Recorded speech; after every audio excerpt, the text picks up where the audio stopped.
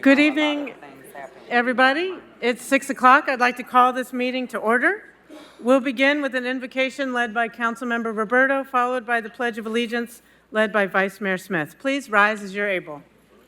It is. Oh, is that reversed? I'm sorry. Oh, is it reversed? We'll do the, No. okay, Vice Mayor Smith's doing the invocation, Please followed by stand the if you're pledge. able. Thank you. Tonight we gather to listen well and make decisions that produce good. I look around and see a room full of people trying to do good, doing what's best for their neighbor, for themselves, and the entire community. We're lucky to live in a place like that. Be with those who need care and support. Raise them up to our attention, and let us care for them the best we can. Amen. Please stand as you're able. I pledge allegiance to the flag of the United States of America and to the republic for which it stands, one nation, under God, indivisible, with liberty and justice for all. Okay, Mr. Johnson, would you please call roll? Or you?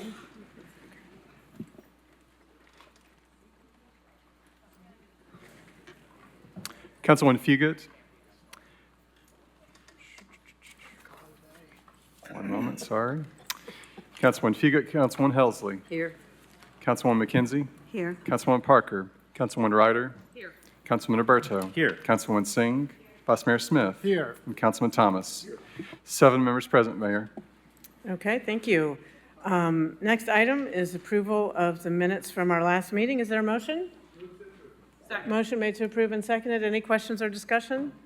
Seeing none, all those in favor, please say aye. Aye. Any opposed? Motion carries. Next, our agenda for this evening. Are there any items to be withdrawn? Are there any items to be postponed? Councilmember McKenzie. Thank you, Mayor. I want to postpone item 11H for 2 weeks, and as a matter of clarification, I do serve on a committee at Emerald Youth, the Imagine a City Committee, and it is not a voting committee. Okay, motion's been made to postpone for 2 weeks, item 11H. Any questions or discussion? Yes. Councilmember Singh? Thank you, Mayor. I'm just wondering, a 2-week postponement, I guess my wishes would rather be to vote tonight or to put it off for a few more weeks. We've already put it off for 2 weeks, and we had time for 1 meeting. So I'm wondering what we're going to be doing for the next 2 weeks that will help us with this vote. Councilmember McKenzie? Thank you, Mayor. And Councilmember Singh and my colleagues, in the meeting that I hosted previously, there were several questions that were asked. Those were sent to the mayor's administration for them to be able to send those questions back. So this would give us a little bit more time to be able to get that information back out and potentially have another public input meeting. Thank you. I'd like to, if I'm doing procedure, amend that motion to move it to 6 weeks postponement. Okay, it's a substitute motion, I guess, Substitute motion. to move it instead of from 2 weeks to 6 weeks. Is there a second? Second. Okay, motion to postpone, the substitute motion to move it to 6 weeks has been made and seconded. Councilmember Singh, do you want to discuss that? Okay. Councilmember Helsley, your light's on? Oh, I'm sorry. No, that was. Okay. Okay, so the motion on the floor I guess is- I'll just share my rationale. And it is, I'm glad that we're going to have 2 weeks at least to answer some questions. But I still feel like I don't want it to be still rushed. There are a lot of folks, I mean, I think that the town hall meeting that happened was very telling and informative. But once again, there are always lots more people who want to be heard. I just don't see what we can do in 2 weeks. And if we take 6 weeks, I'm hoping that we can understand this more, understand what the RFP was, who it was targeted. Just, I have so many questions. So that's why I'm asking for the extension, postponement. Council, just as a point of information, as Councilmember McKenzie alluded, we have been working to have written responses to all the questions that were submitted at the town hall. It's in draft form, but we hope to get it up on the website probably tomorrow. And that will include not just the frequently asked questions, the questions that were submitted at the town hall, but also links to, all on one page, links to the RFP response, the Chilhowie Park Strategic Plan from 2019, and other documents and things that people have been asking about. Vice Mayor Smith. Thank you, Mayor. Councilwoman McKenzie, did you say that there would be another public meeting? Yes, actually, I'm trying to work with the city to host another public input meeting in East Knoxville. Okay. So Yes, we are planning one. If this council, if you're not voting, if the motion, if the item isn't decided this evening, we would plan to have a public meeting next Monday. That's Okay. what we're currently planning. It'll be open to the public. Let's see, 4:30 at E.V. Davidson Community Center next Monday, the 8th of September. Okay, so we had the previous meeting, we'll have that meeting, and then your administration has compiled a list of questions and answers for the website. Yes, and I also believe Emerald is planning an open house at their Lonsdale campus to just give community members who aren't familiar with what that campus provides an opportunity to see it, tour it, ask questions. Okay, thank you. That, I believe, is planned for September 9th. Is that, I don't know if there's someone from Emerald to confirm that. I believe that's their tentative plan. Okay, Councilmember Ryder? Yeah, so just for clarity, so today is September 2nd, and the administration, who's hosting the meeting on September 8th, Monday at the The Davidsons? city. Okay, and then Emerald is planning on having an open house at Lonsdale Center on the 9th. Correct. Okay, so 2 meetings next week. Okay. Councilmember Parker? Thank you, Mayor. Could you talk more about what the format would be for the public meeting? Because so far, what I'm hearing from constituents is concern about the city's plans for Chilhowie Park without their input. And thus far, the previous public meeting that just happened, it seemed more an opportunity for the administration and also Emerald to talk about what has occurred thus far. And even the portion which allowed the community to be heard was not attended by everyone, we'll say. And I'm concerned about there being another process where there's not an opportunity for the public to really discuss plans for Chilhowie, the 2019 Chilhowie Park Plan, without having the city's plan with Emerald already in place and waiting for a vote. That's my concern with the delay and with how a public forum could be formatted when the discussion seems to need to be around how the city plans to, what the city's plans for Chilhowie Park are, rather than trying to clarify what has led to the purchase agreement before us for Emerald. Well, If you I could mean, talk I more plan to about be at Monday. this meeting and, there to listen to whoever shows up, share information and try to answer questions, and also listen to people's thoughts, suggestions, concerns. So the previous meeting, there was a presentation, a Q&A, and then a listening session. For this next one, are you envisioning just a listening session? Is that what you're saying? I mean, we haven't figured out all those details, but I think that seems like that would be beneficial to focus on the listening and have information available for those who still have questions about the proposal, but then also just hear ideas that aren't based on the proposal, ideas, concerns, questions, that sort of thing. Okay. I'm also in agreement that more time is needed to discuss plans for Chihuahua Park. And, you know, I go back to some of the concerns I had around the Play Knoxville plan and the whole strategic plan for all of our parks, and feeling like, you know, some East Knoxville residents and users of Chihuahua Park are being left out of this whole process, and now have a plan for its use that's kind of dangling there, and to really have a genuine input process, or process where we're truly listening to the public's input. To me, it makes most sense that we withdraw this today. It can always be something that's revisited later.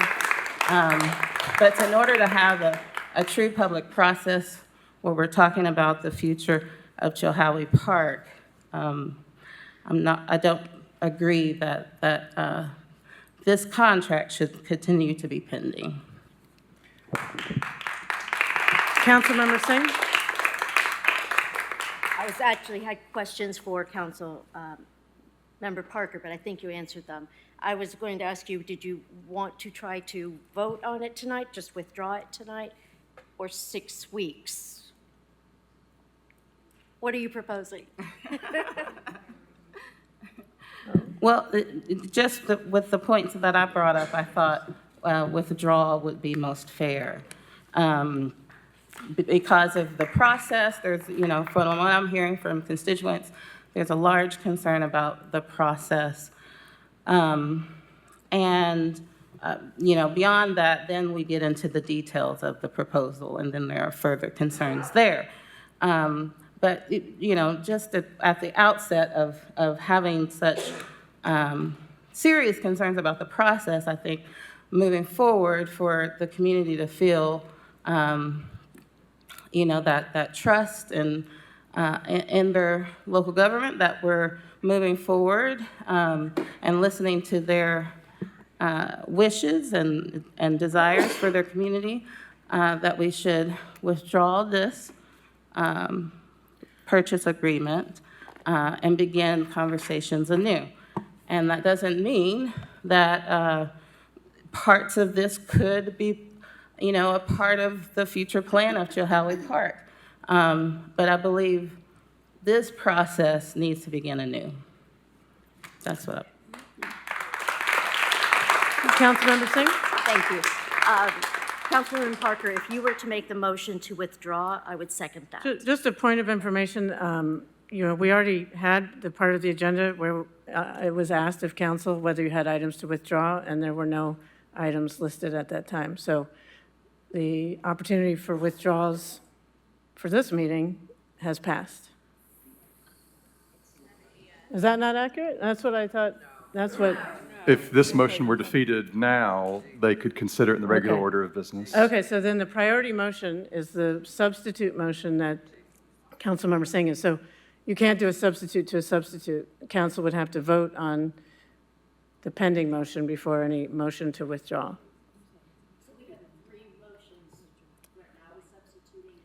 Well, Councilmember McKenzie made a motion to postpone for 2 weeks, and that had a motion and a second. Then you did a substitute, which had a motion and a second, which was a postponement for 6 weeks. And then there's just been a discussion about a withdrawal. I'm going to make a substitute motion. Substitute for substitute. Mr. Swanson said you had to, that, I mean, I'd like to withdraw that second substitute. okay, so then we're back on the original motion to postpone for 2 weeks. Councilmember Ryder. I just want to clarify what I just heard Mr. Johnson say. What Mr. Johnson said is if it fails to postpone at this moment, it can be withdrawn at the regular point in the meeting. And I just want to make sure we're all clear about that. The opportunity, Mr. Johnson, is that correct? That's accurate, yes. Okay, so the window of opportunity to withdraw it was the previous agenda item, or the previous point in the agenda. The point that we are now is items postponed. If it fails to be postponed by any vote that we make right here, then we would have to, it could only be withdrawn, not at this moment in the agenda, but later on in the agenda if it still stood. What I will say is there are parties on both sides, against and for, that did not come tonight in the expectation that it would be postponed. So that is where I'm at. I will say that I feel that 2 weeks is a bit of a short window of time to have all these meetings and digest them. For example, no applause needed, the Town Hall East meeting, which is a large contingent of people in East Knoxville, is on Monday. That is their meeting night normally, and they meet at 7 o'clock? Yeah. So what time is the meeting at the Davidson Center? We EV were Davidson. aware of the Town Hall East meeting, and Okay. so we scheduled this one from 4:30 to 6. Okay, okay. All right. Anyway, Councilwoman Singh made a motion to postpone for 6 weeks. I would certainly be, That's been withdrawn. it's been withdrawn, because the time that we are at is to postpone. I'm going to go ahead and make a substitute motion to postpone for 4 weeks. I'm going to split the difference. Okay, there's now a motion to postpone for 4 weeks, which I think is, I don't know the date. Is there a second to that motion? Mayor, point of order. Okay, there's no okay, For Councilman. a postponement, how many votes do we have to have? I think 5, or 5. Just majority, okay. So a tie would fail. Okay, so I'm a little confused, I'm sorry. The motion, was there a second? Okay, there was a second on the motion to postpone for 4 weeks. September 30th. Okay, now the motion on the floor is to postpone for 4 weeks. Councilmember Thomas, discussion on the motion. Yes, I'm in favor of postponing it for 4 or even 6 weeks. A lot of the input I'm getting is that people are feeling rushed. My constituents feel like they want more time, and speaking for myself as well, I'm still getting information. And it's been complicated, and there's a lot of, there's contracts, there's RFPs, there's community meetings. So, we want to get this right. So I would be in favor of postponing it for 4 weeks or 6 weeks, whichever comes before us. Okay, the motion on the floor is to postpone for 4 weeks to September 30th. Councilmember Thomas, I'm I sorry. have one more comment. I'm not sure that the 4:30 meeting, this is just a suggestion. I'm not sure that that would be a really convenient time for a lot of people to come to a public meeting. A lot of people don't get off till 5 or 6, so I would ask you consider having the meeting a little bit later in the Yeah, time. no problem. We can do that. Try to start maybe 5:30 and people could still go to Town Hall East. You said that starts at 7, if they wanted to do both, or if Town Hall East people wanted to attend both.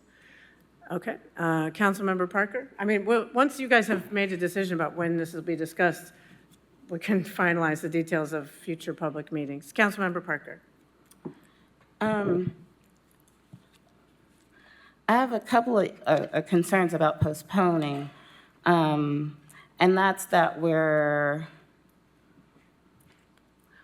telling the public that we're open to having this conversation, and in doing that, we actually wouldn't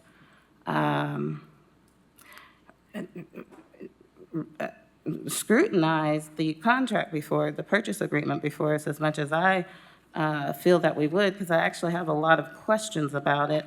For instance, the diagram of the park that's included with their proposal doesn't match the parcel listings. Like it doesn't highlight the parcels along Alice Street, but the parcels are included in the purchase agreement. The design for that's within the proposal is presented as if it would include the full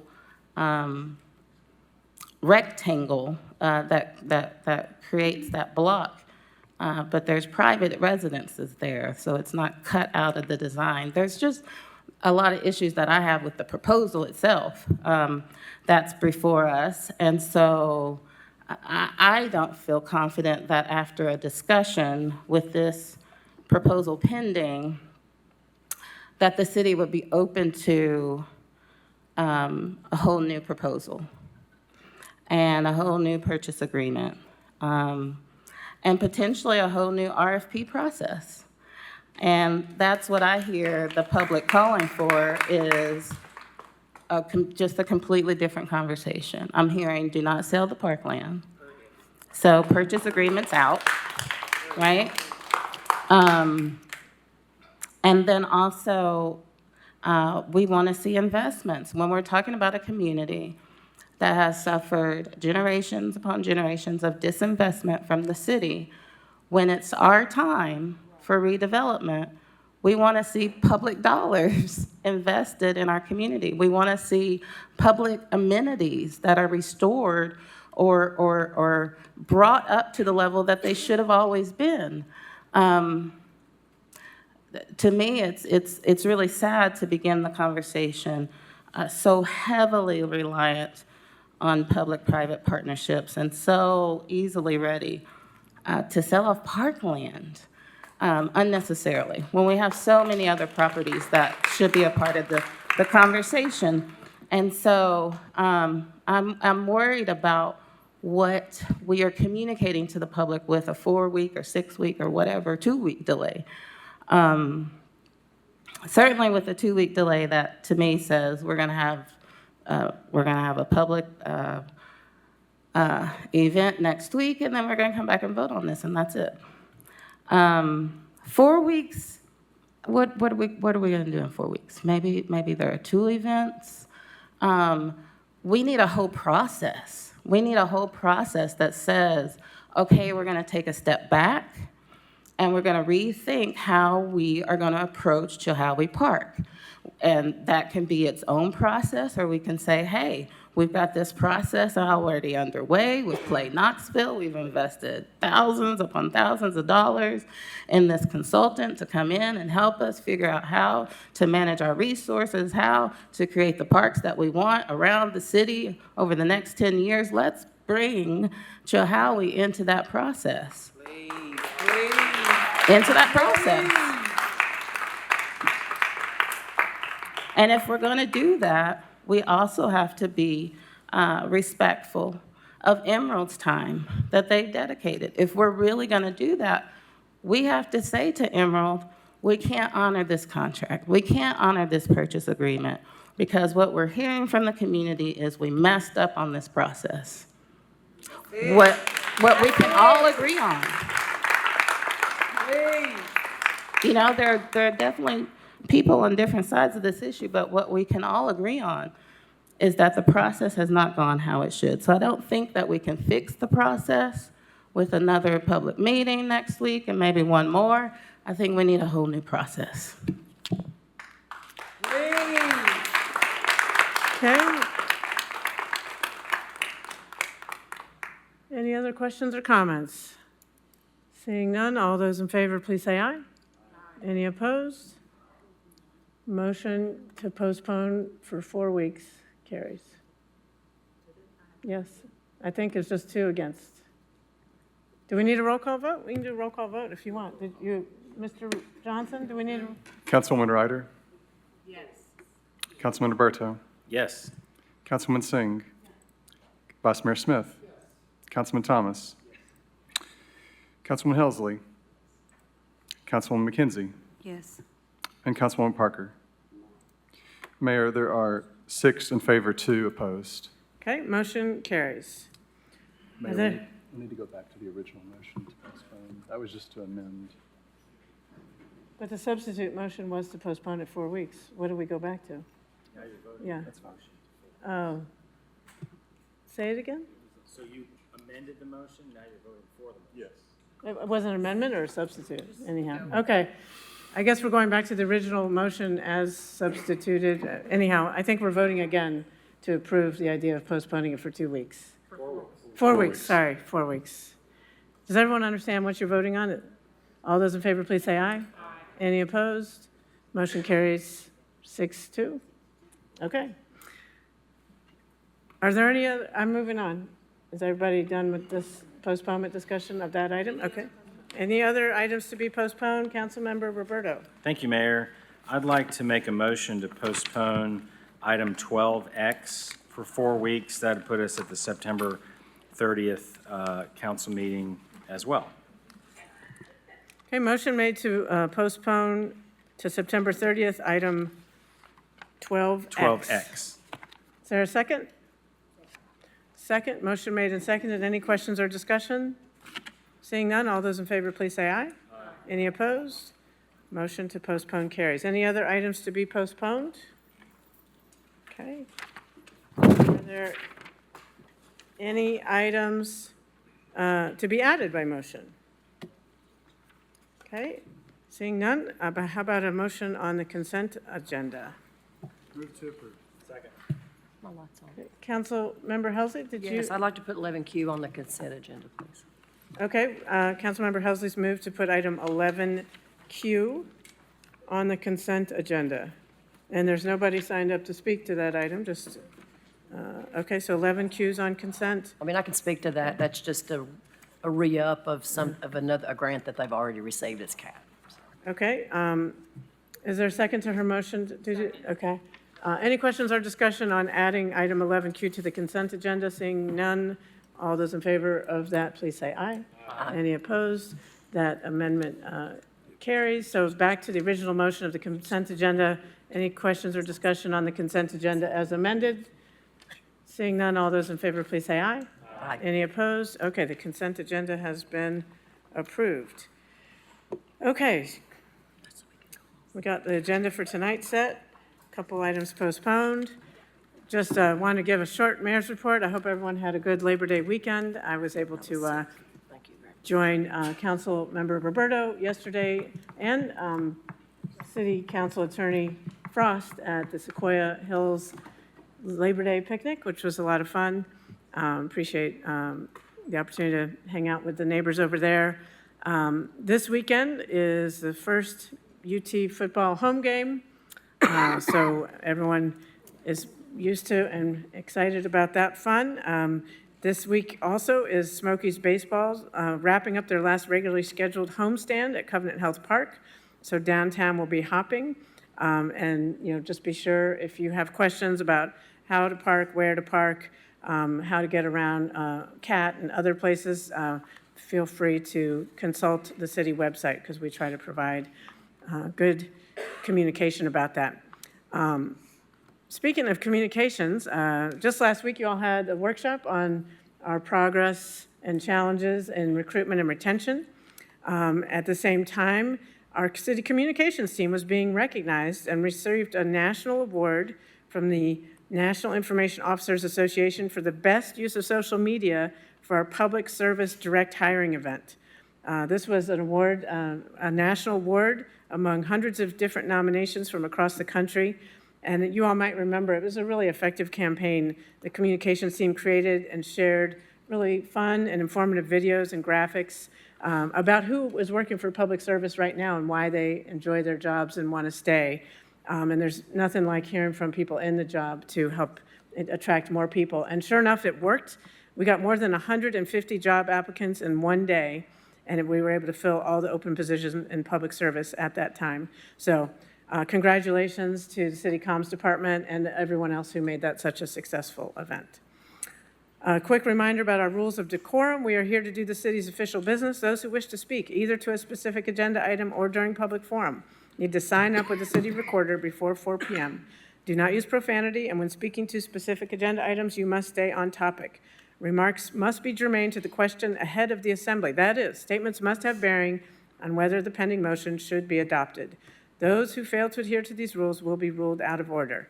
For those who are listening, please note if you disrupt a public meeting, you will be asked to leave or escorted out. Thank you in advance for everyone's respect for these rules. That concludes my mayor's report. Are there reports of council members? Councilmember Helsley? Oh. Yep. No, ma'am. Okay, that's okay. Any others? I don't see any, so we'll move on to, Mayor. oh, I'm sorry, Vice Mayor Thank you. Smith. Sorry, yeah, forgot something extremely important, and as to wish Councilmember Thomas a happy early birthday. Okay, happy birthday, Councilmember Thomas. Okay, we'll move on to the agenda, the rest of the agenda. 9B is an ordinance of the Council of the City of Knoxville amending Section 4-58G of Chapter 4 of the Knoxville City Code so as to allow beer permit holders throughout the city to apply for and obtain patio use agreements for parts of the public right-of-way contiguous to their permitted establishment under specified criteria established by the city. Move to approve. Motion made to approve and seconded. Any questions or discussion? Seeing none, all those in favor, please say aye. Aye. Any opposed? Motion carries. 9C is an ordinance of the Council of the City of Knoxville amending Sections 11-1 and 11-2 of Chapter 11 of the Knoxville City Code so as to remove the requirement for individuals to apply for and receive a city blasting permit as the state has sole jurisdiction for issuance of said permits. Move to approve. Motion made to approve and seconded. Any questions or discussion, Councilmember Ryder? Yeah, I just have a quick question. Chief, it just made me think of it. Chief, have we issued these permits in the past, the city? Yes, we have, and we were, As an example, who? if someone is, blasting away rock or something like in a construction site. And we were notified by the state that they have sole jurisdiction over that, so they still have to get those permits, but we won't be issuing them anymore. Was that a change at the state level? That's our understanding, that it changed at some point. Okay, all right, thanks. Okay, any further questions or discussion? Seeing none, all those in favor, please say aye. Aye. Any opposed? Motion carries. 9D is an ordinance to change the base zoning classification of a portion of property located at 0 Keck Road from AG District to RN1 District, leaving all special purpose and overlay districts unchanged. Knoxville Real Estate Management LLC, 3rd District. Motion made to approve and seconded. Council members, there are some people signed up to speak to this. We have, first is Art Haynes. Mr. Haynes? If you could come to the podium, state your name and address for the record, and you'll have up to 5 minutes to address council.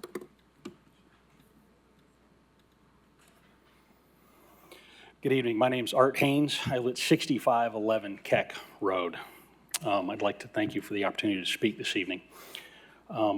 First, I'd like to say I had the opportunity to speak with Councilwoman Singh and Javante at the scene, or at the location that we're doing the change at. When I spoke with Javante, one of the things he brought up is that he approached the Planning Commission to rezone this to EN. He was told that that was unavailable. Unfortunately, he was told that because there's no established neighborhood in that area, and that is incorrect. The adjoining property is an established neighborhood. It is called Valley Pines. Granted, that's in the county and not in the city, but it is an established neighborhood. That information was false that the Planning Commission gave him. I also want to say I agree that the city of Knoxville and the county of Knoxville has to grow. We have an influx of people. Our business is growing. That influx of people requires housing. The area that we're looking at is conducive to EN zoning. EN zoning expands the size of lots. It allows what he said he was actually asking for. He says on the meeting that we had that he wanted to put 3 homes on that 1.3 acres. EN zoning would actually put 2 homes there. In our original discussion, he wanted to rezone all 6 of his acres to EN. He wanted 1 of those for himself. He was going to redo the other 5 in the EN, which would allow him 2 homes each. That is conducive and in the exact same manner as that area. I don't know if you're familiar with the building codes there. He has 50,000 square feet that he can build on. Councilwoman Singh and he said his plan is to build 3 homes. Unfortunately, with 50,000 square feet, when it's RN, he can build 5 homes. Now granted, his plan is not to do that. If he changes his plan, he has to go to the planning board. If you, the city council, vote this to go RN1, the next guy can do it. If he doesn't build the homes, 3 homes, he can build 5. That also opens the door for those additional 5 acres to easily be rezoned from agricultural to RN1. We all know it's much easier to rezone a property that already has that existing zoning next to it. I don't mind expansion.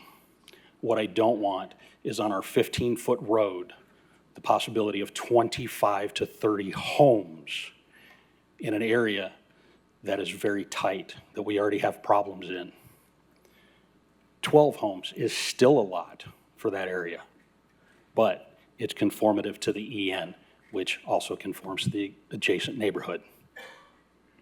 I ask you to consider sending this back, allow him to ask to it be denied. If it goes before the Zoning Board of Appeals, they can then look at the adjacent neighborhood. Unfortunately, most zoning boards do not look at non-city property when they're zoning in the city. The Zoning Board of Appeals can do that. They can then open the books and say, the adjacent neighborhood, while it's in the county, is already an established neighborhood.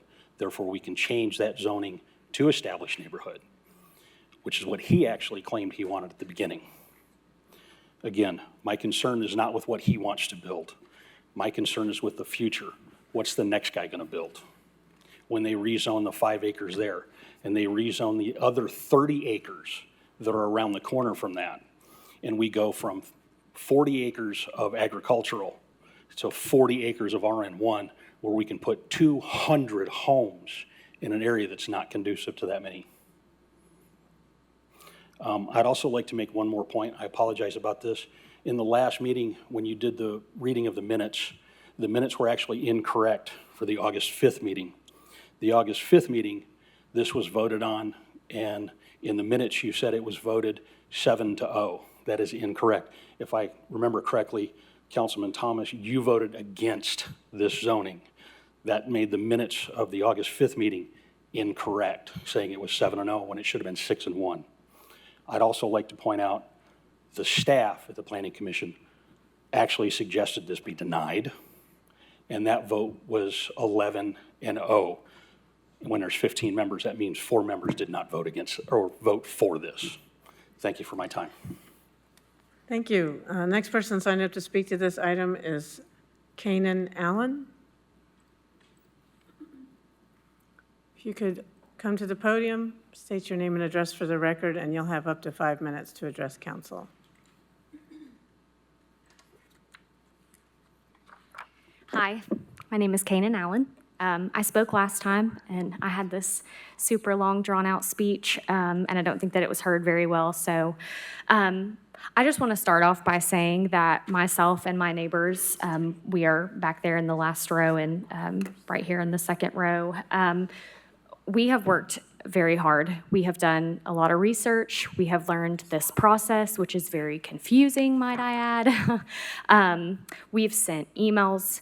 We have called each council member. We actually divided all of you guys up and invited you guys to come see our street for yourself because it is so narrow.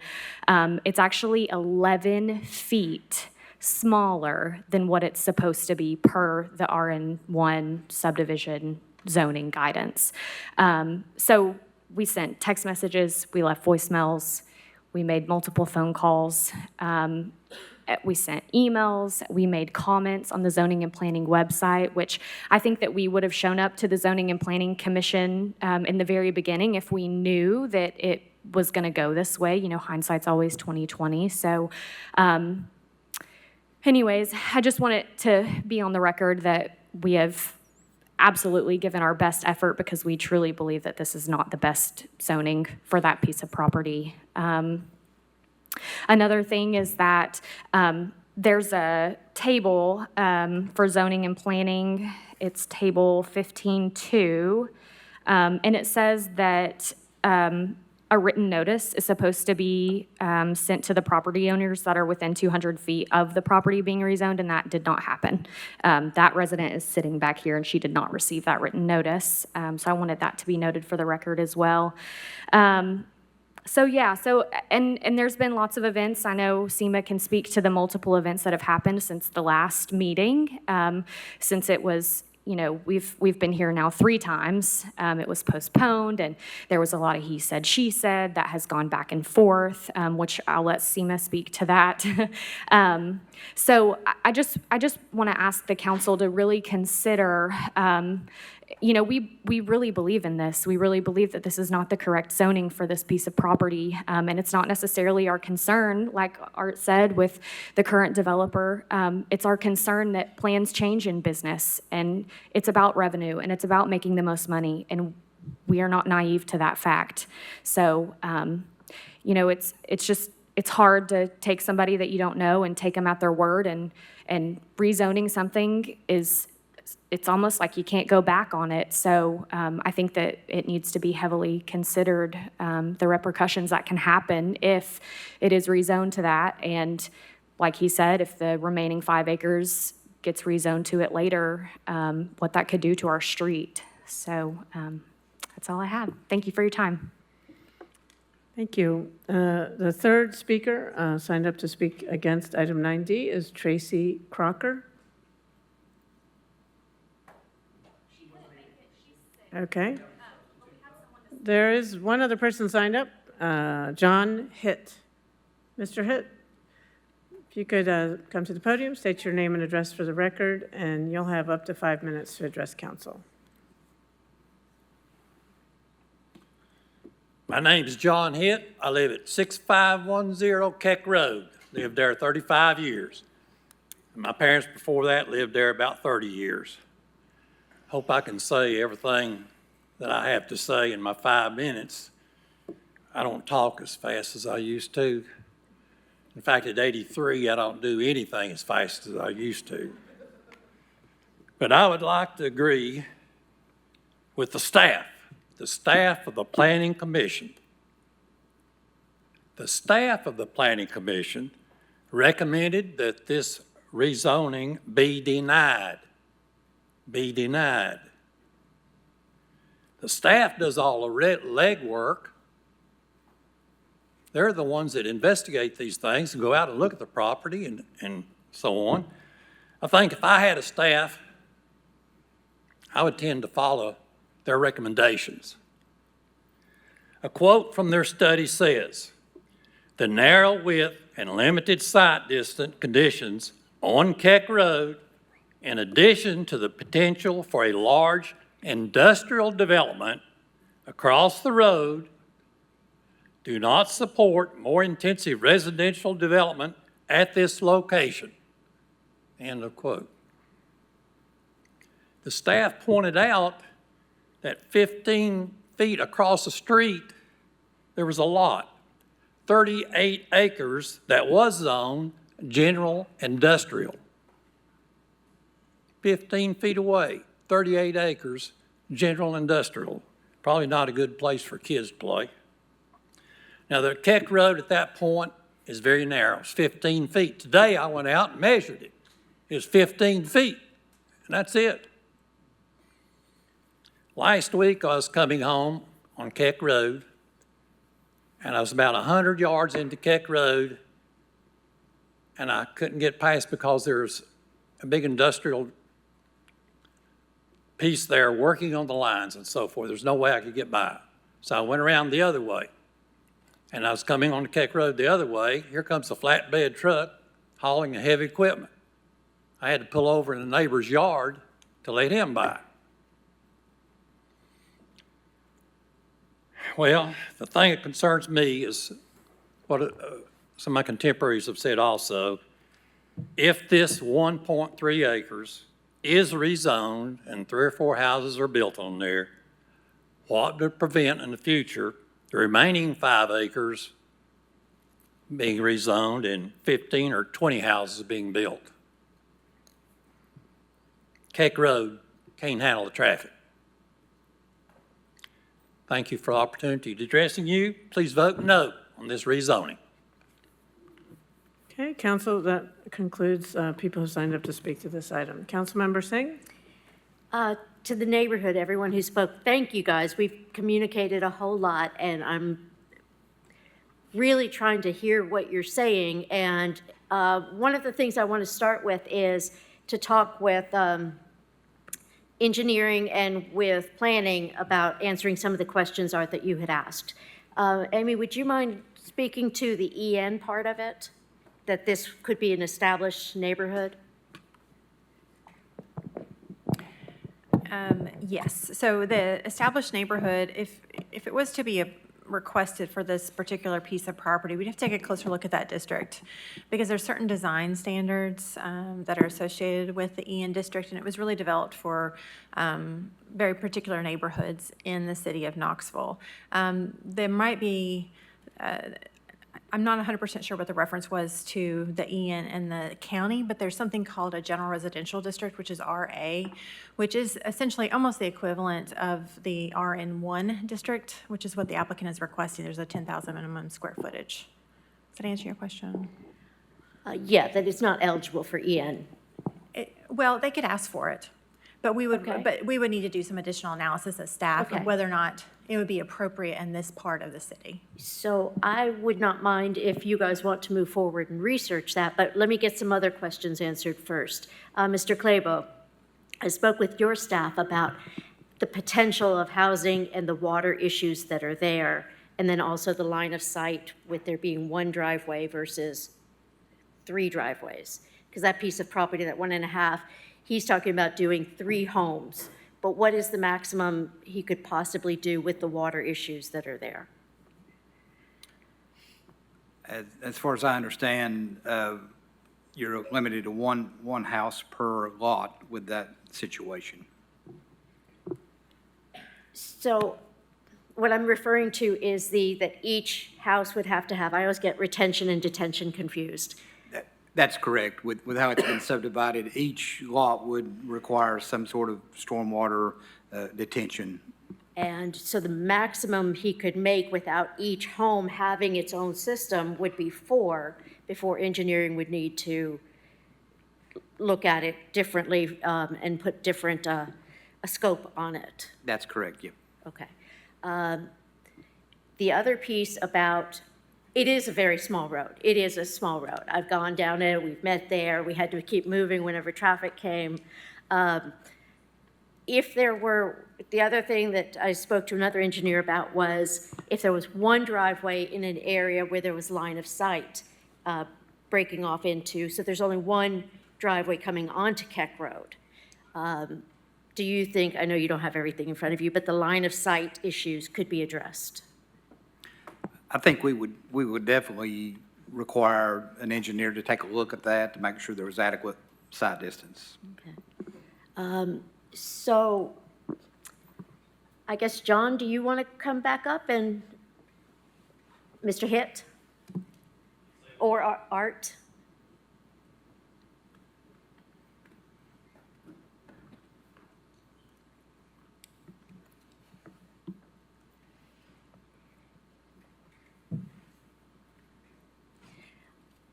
Art, would you be interested in postponing this and looking into the EN issue?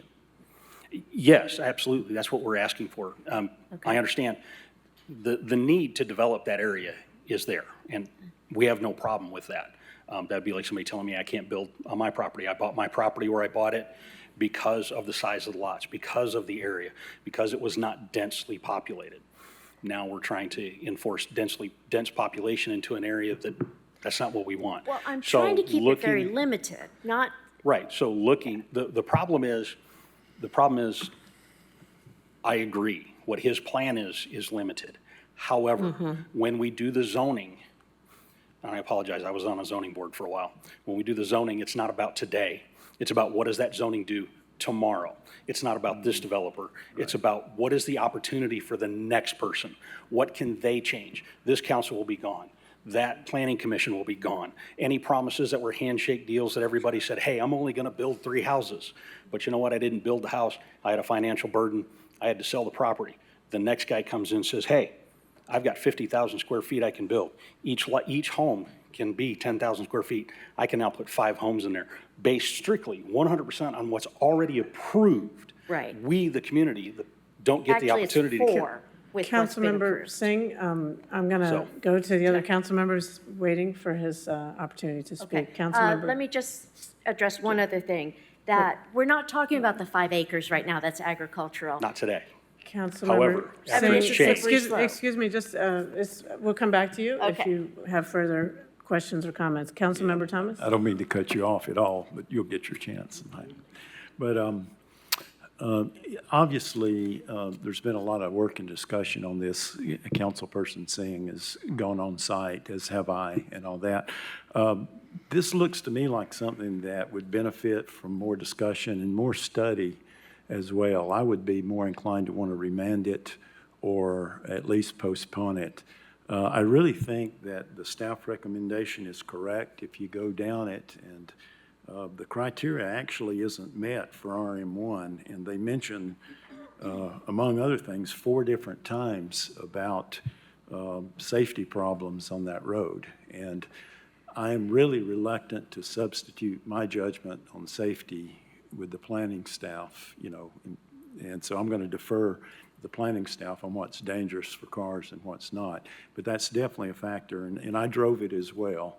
And it's a very narrow road. I guess it can be safe if you're really, really slow and careful, but it's actually difficult for 2 cars even meeting each other on that road.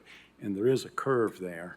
I can't vote against the planning staff's recommendation on this, but I would be very, very open to either a postponement or a remand back to the staff. And Ms. Brooks, Director Brooks, if I understood her, that, she could look at the EN. Engineer Director Claybo was talking about that the engineering staff would actually need to look at some sight lines.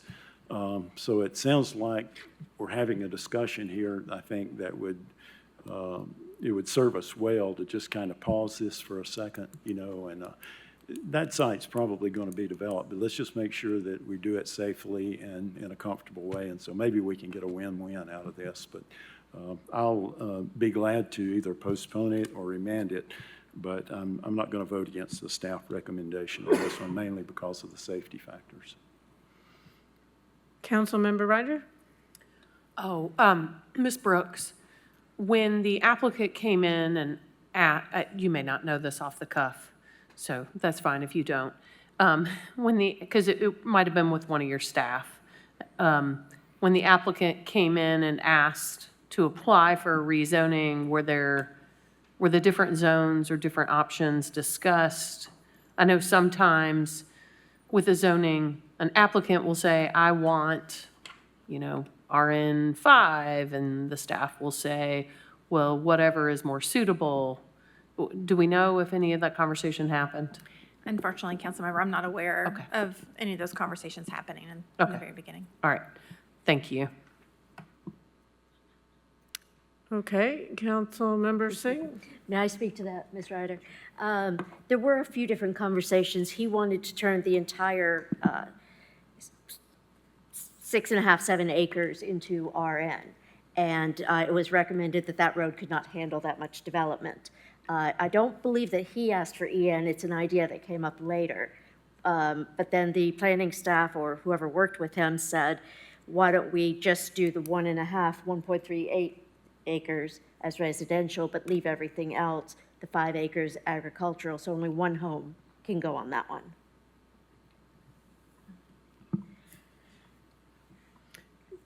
So, how should we move forward? Do you think this is something, Ms. Brooks, that we could send back to planning? And are you wanting to send it back to consider EN? I think EN would be challenging. I would want the applicant to take a look at those there's design standards, like where the individual structures have to be placed on the lot, the orientation of the garage, relationship to the surrounding neighborhoods, so there's a lot of other things to consider. What do you think? Would you like to try that route out? That was what again, that was the conversation he had with me on the side of the road. Okay. Is that was his original plan, because he did want to develop all 6 acres. And his conversation with me is that he was told that he could not develop all 6. Right. That he would have to subdivide it down to 1 and 5. And my understanding, now again, this is the conversation I had with him, that he did not want to take care of 5 acres. So he wanted an acre and a half for himself and the other lots to be 1 acre each. And what he said was that planning told him the only way to do that was to take off the 1 acre, do agricultural for 5, because that's the minimum, and then 1 acre, and he could build the 3 homes to basically finance his home, is the way he explained it to me Right, and when he we had wants the to live conversation. on the 5 acres. There is a time limit on, I know I've postponed this a couple times. When was it heard on planning? I think about 3 months ago?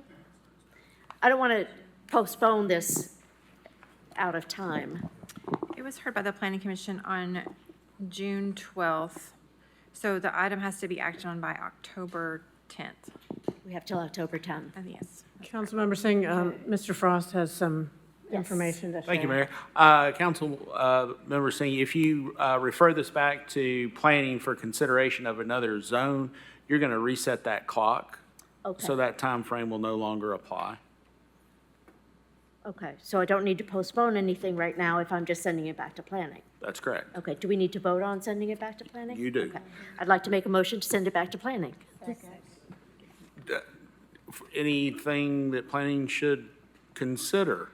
'Cause that- Could you consider EN? The applicant would like to make some comments here. Ms. Singh, did you want to ask the applicant any Yes, we haven't questions? met. What is your name? I'm If you could- J.B. Turnmeyer, I'm an engineer, and If you I'm could state your representing the address. applicant, okay? And yes, this has been a long, drawn-out process. Now, one thing I will point out to you is that there is no sewer there. Right. Okay? And I've done a number of small houses closer down on the street, so I'm very aware of the street, how narrow it is, the sight distances, and so forth. Now, all residential lots not served by a sanitary sewer system have to have a minimum of 20,000 square feet. So with 1.38 acres, you do the math. He can't get more than 3 lots there. In addition to that, you'll have to do an evaluation of the soils. And then that will determine how many bedrooms can be put on each one of those lots. Okay? So, he personally wants to live up there. He was, like the gentleman said, he was trying to do multiple lots to help pay. And planning says, okay, we can do this way, and you wind up with 5 acres that you're gonna live on. So he's building his house on the 5 acres. So he'll be living there on the street. So obviously, he doesn't want to create additional problems for himself nor his future neighbors. Okay? Just thought you might want to take that into consideration before we postpone it again or send it back to planning for the same results. Because there's really no other way to divide this thing up other than to basically have 3 or 4 houses. Yeah. Excuse me, just could you state your name and address for the record? I'm J.B. Turnmeyer, 2111 Woodson Drive, Okay. Knoxville, Tennessee, 37920. Thank you. Okay? And you're the engineer for the project. Yes. Council Member Singh, your current time has expired. I don't know if there are any other questions. There was an original motion to approve, and now there's a motion. Did you make a substitute motion to put it back to planning? Yes, and I think I'm going to go with that. And that has been seconded. And did you want to, I don't know if normally those require more direction, what you want planning to do if it goes back to planning? Mr. Frost, I need to give what I want looked at, I guess, to be considered. yeah, I suggest give planning some direction if you want them to look at EN, for example, or look at anything and make a recommendation under what's available for this property that would be appropriate. Ms. Brooks, would you be available to do that? To look at EN and what other options are available for this property? Yes, we can do that. All right, thank you. Councilmember Parker? I just wanted to clarify, I believe Councilmember Singh can clarify for me, but we have been speaking with the neighborhood and the engineer on the project, but not necessarily the applicant. Right, he wasn't able to come. Okay, not able to come. Okay, I just wanted to make sure that we weren't having a conversation that he's not on board with. I would have preferred him being here, but he If you sent his want to engineer. put your mic on if you're responding. Okay, I'm good. Okay. Thank you. Councilmember Thomas? Yes, this just kind of clarifies what the engineer just said. I'm looking at the staff recommendation. It says this property does not currently have access to sanitary sewer service. And they also add it's not in the parental responsibility zone for any schools. These aspects, in combination with the current road conditions, do not support more residential intensity here. So it kind of underlines the problem with the current request for RM1. However, I think not to belabor it, but I think we would be better served to have it to go back to the staff, let the applicant come in with his engineer, the neighbors, and just really see if we can find some kind of a win-win situation here, so. Okay, the motion before you is to remand it back to planning to do the things that Councilmember Singh and others have described. Any further questions or discussion?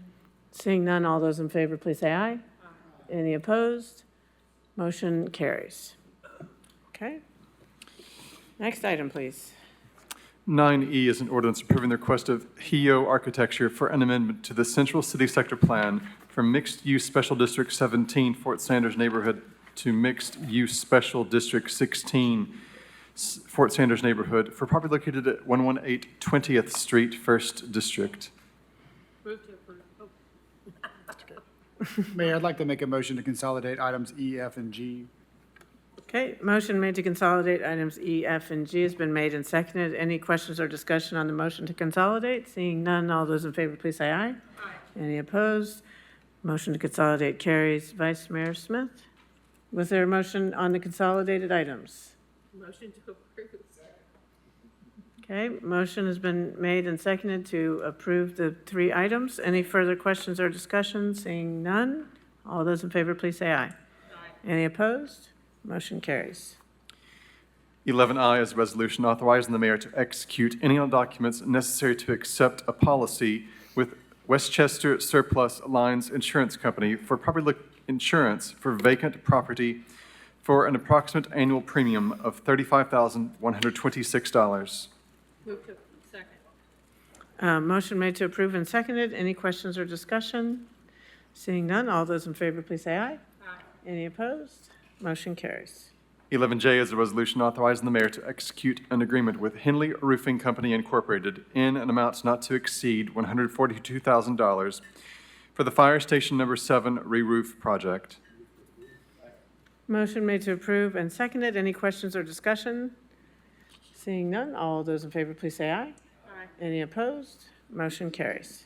11K is a resolution authorizing the mayor to execute an agreement with CDM Smith Incorporated in an amount not to exceed $200,000 to complete a safety improvement study of the City of Knoxville's signalized intersections. Motion made to approve and seconded. Councilmember Ryder. Yeah, Mr. Clegbo, could you give us a little, for the public, what exactly are we looking at here? What's the goal? What are we going to achieve?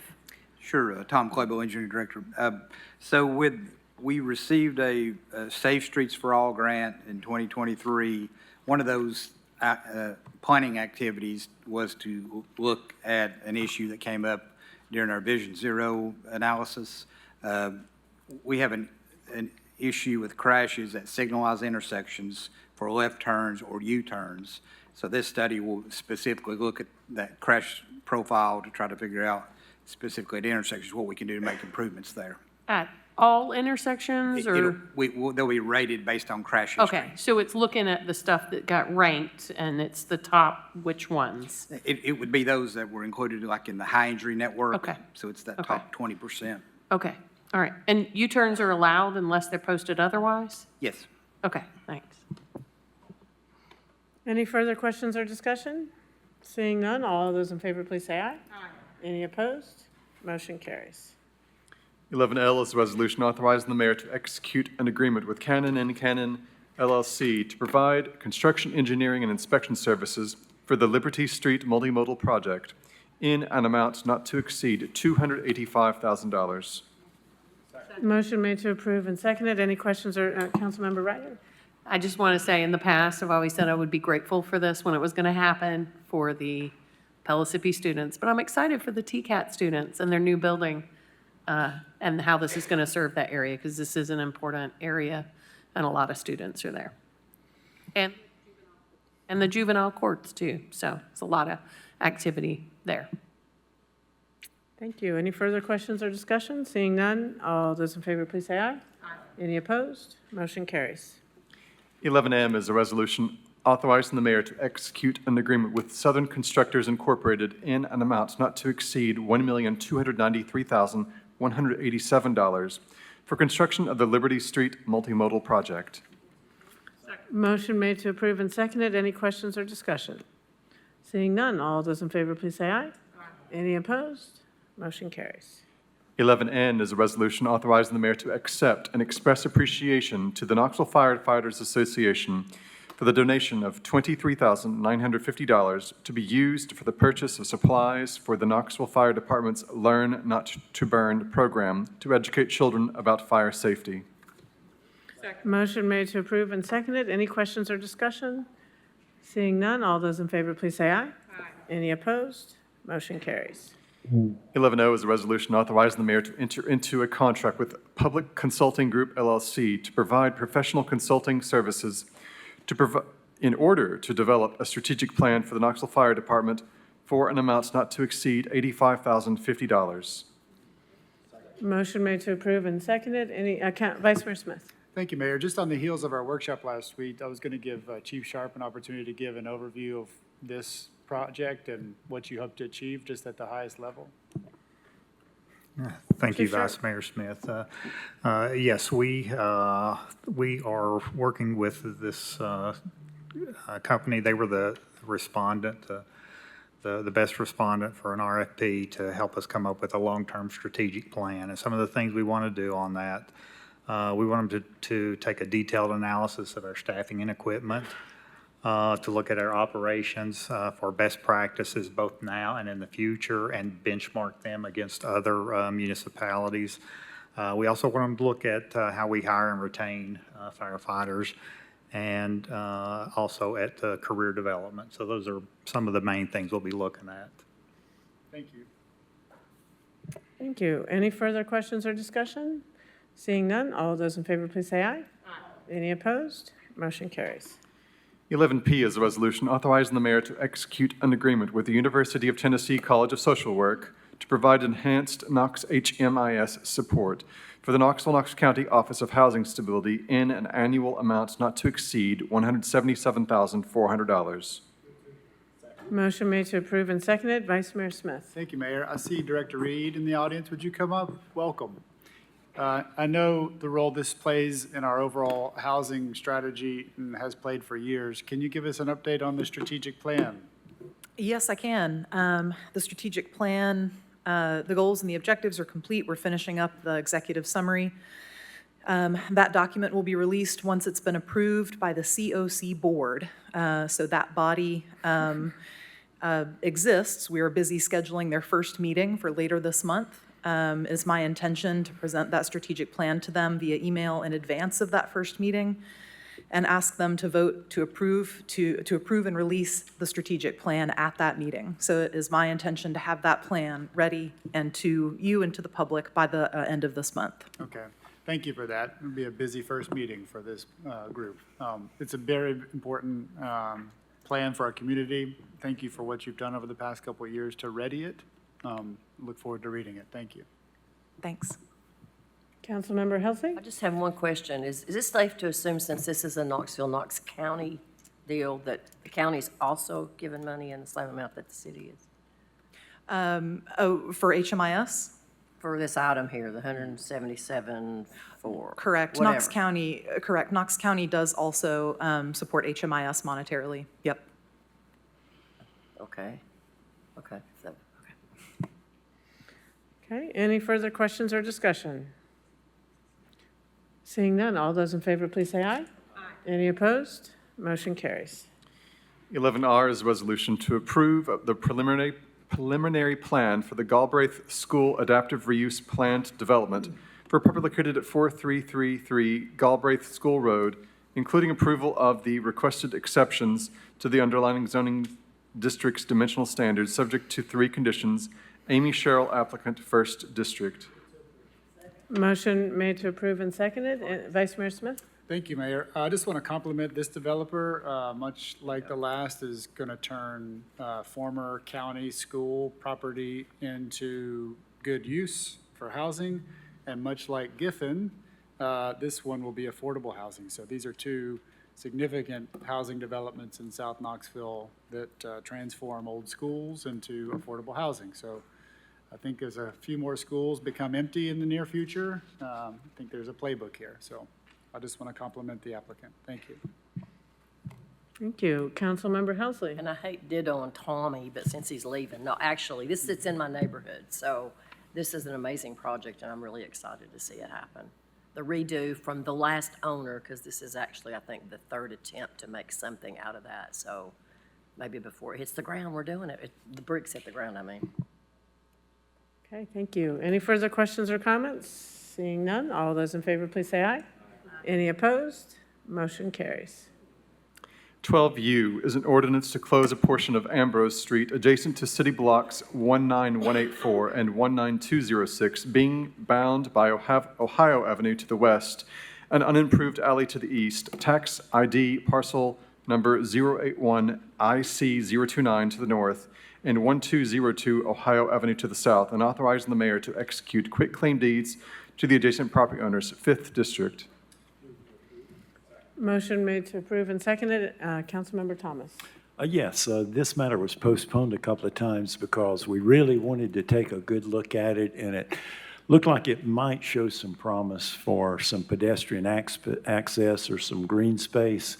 We put engineers' eyes on it, Casey Kraus, the arborist's eyes on it, Cheryl Ely looked at it too.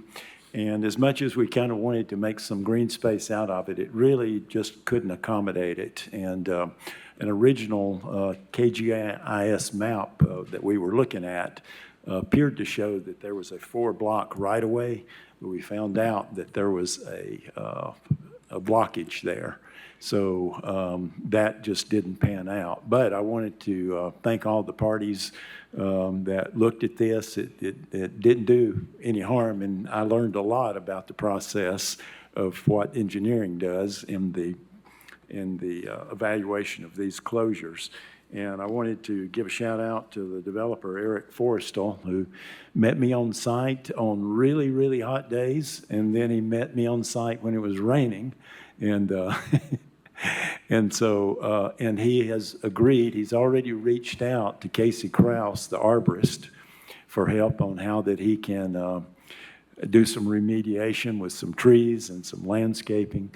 So the right decision was made here, and kind of an ancillary, I guess, benefit of it is engineering always did consult Parks and Recs when they felt a need, but I think now there's an agreement that that will be more routine on these closures. So it may be overkill, but you know, we, as much as green space is becoming, you know, valuable asset in the city, I'm comforted to know that this scrutiny is going on. So thank all of you. Thank you. Any further questions or comments? Seeing none, all those in favor, please say aye. Any opposed? Motion carries. 12V is an ordinance to amend the Knoxville City Code Appendix B zoning code at Articles 14.4 Zoning Administrator Powers, 15.3 Vesting, and 16.12 zoning appeals to align vested rights with the recent state law changes per Tennessee Code Annotated Section 13-4-301 and following, City of Knoxville applicant, all districts. Move to approve. Motion made to approve and seconded. Any questions or discussion? Councilmember Ryder? I'll just say, for the record, for anybody who's like, what is this? We set, during recode, a no term limit on vesting rights. And so this just sets a limit of, I believe it's 30 days. Anyway, this sets a time limit, a stop clock on appeals to be filed, so that once somebody gets their permit, they have some assurance and a period of time that they can get their work done versus getting a permit, starting a building, and somebody filing an appeal when they've already spent the money and started building a project. So the state law prompted the city that we had to put a clock on it, and we had no clock before. So vestiges of changes made during recode, if that's what you wanted to know. Thanks. Councilmember Parker? Now I need a little clarification, because that was different than my reading of it. And I don't have it in front of me, but it was, we had an issue that came before us, a similar issue. And there was an appeal made, and the question was, I think it was a South Waterfront issue. At what point does the property owner have vested rights in the decision that's already been made before the appeal takes place? And was it at the time of application, or was it at the time of the appeal being filed? But knowing when those vested rights would kick in was in question. And so I read this as the state law clarifying when those vested rights kick in. Can anyone clarify Frost? what this That's- means? That's accurate. It is, That is accurate, yes. that's exactly The real correct. issue was when do vested rights actually take effect? And. Sorry, Charles, can you turn your mic on? I don't know why it's not working. Here, you can use mine. Take my mic, please. Yeah, it doesn't matter what you have to say. The issue that was faced was when the vested rights actually took effect. And originally, there was work had to be done pursuant to the applications that had been filed. Substantial work had to be done. It went to the state legislature. The state legislature said vested rights are going to kick in when the application is filed. And so it was necessary for us to change our code to provide what the state said, which is that vested rights come into effect immediately upon filing of the application. Thank you. Vice Mayor Smith? Thank you. Just a clarification, a filing of the application, you mean when a permit is approved? No, When an application for a permit is filed. Our appeal window allows for more time than 30 days for a specific development. Ms. Ball, do you have? Vice Mayor Smith, I'm sorry, can you I don't make sure I clarify what understand this you're? right. If you file for a permit, Correct. it can take a long time before you get that permit, or before anybody discovers that they object to it and want to file an appeal. So can you clarify this? I will give it a go. Okay, please. So it used to be that you could not receive vested rights until you received approval of a building permit. The state changed that, and they said it is upon application of a building permit. So we have to change our code to match that. The appeal window is 30 days, and that's whichever side would be appealing, for or against, either way. And that window is from the time a permit would be applied for.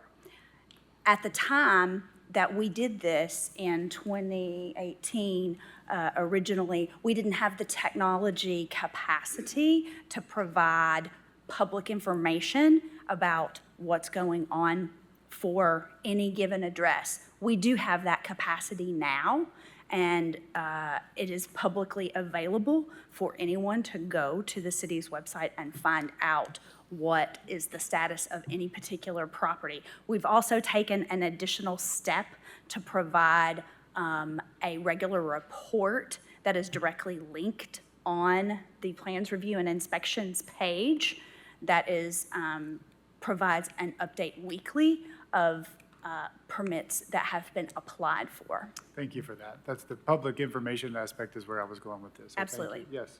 Let me add to that. It doesn't change the window of appeal. Doesn't change the time period for appeal. Just changes when the appeal is filed. You have to decide whether this person had vested rights to this particular treatment. Understood. Okay?